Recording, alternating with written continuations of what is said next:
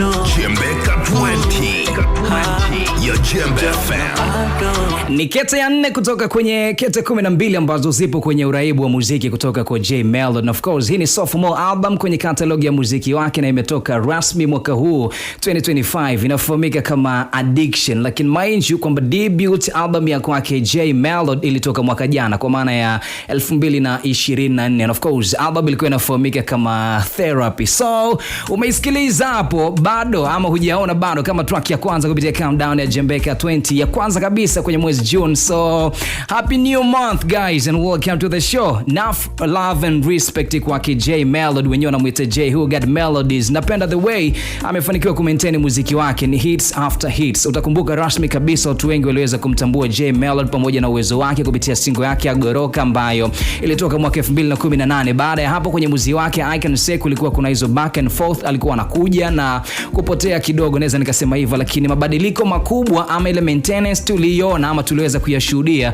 kuanzia mwaka 2020, naweza nikasema hivyo, kuja mpaka 2021, ambapo baada ya hapo kila ngoma ambayo J Melody alikuwa akiachia basi ilikuwa ni hit after hit, na kule TikTok bana bebe zilikuwa zinakufa vibaya kwenye hizo challenges. Na usiombe kwenye mdundo J Melody akawa amekutana na Genius X66, Trust Me or Not, hiyo track lazima ni mua. Na kwenye moja kati ya mahojiano ambayo J alikuja kuyafanya, alidai kwamba zile track zote ambazo zilikuwa zinatoka na kufanya vizuri zilipaswa kuwa kwenye project moja kwa maana ya EP.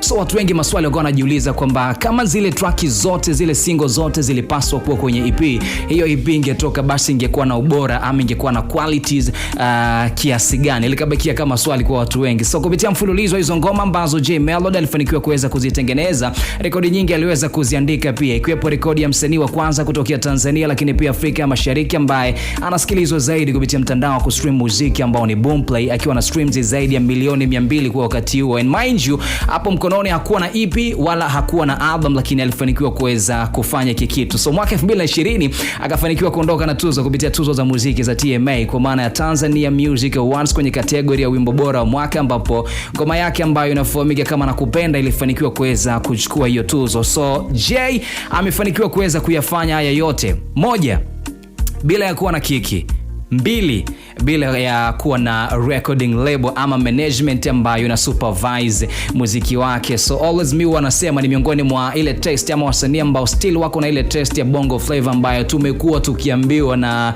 our own legends kwamba inapaswa kusound kwenye namna hiyo, na ni mtu ambaye somehow hayumbishwi na waves ambazo zinatokea hapa katikati, vile vile vitendo vya watu kuweza kufuata trend na vitu kama hivyo. Though wave ya mapiano ilimuingia kidogo, somehow akatesti sound ya reggae, lakini zote nafikiri ni katika namna nzuri tu ya kuprove the point kwamba amebarikiwa na yuko na uwezo wa kufanya muziki wowote, kama ambavyo yeye always huwa anakuambia ukiwa unafanya muziki basi usikamie sana, you just chill out and relax, tengeneza kitu kizuri, mwisho siku watu waweze kuenjoy kila ambacho unakuwa unakifanya kupitia muziki wako. So hujaona bado, umeisikiliza hapo kama track ya kwanza kupitia countdown ya Jembeka 20 kwa wiki hii hapo. Of course album inapatikana kupitia majukwaa yote ambayo yanatumika kwa ajili ya kuweza kusikiliza muziki. Go and check it out and uendelee kuenjoy muziki mzuri wa bongo flavor kutokea kwake J Melody. Endelea kuifuatilia YouTube channel yetu Jembe Fam TZ.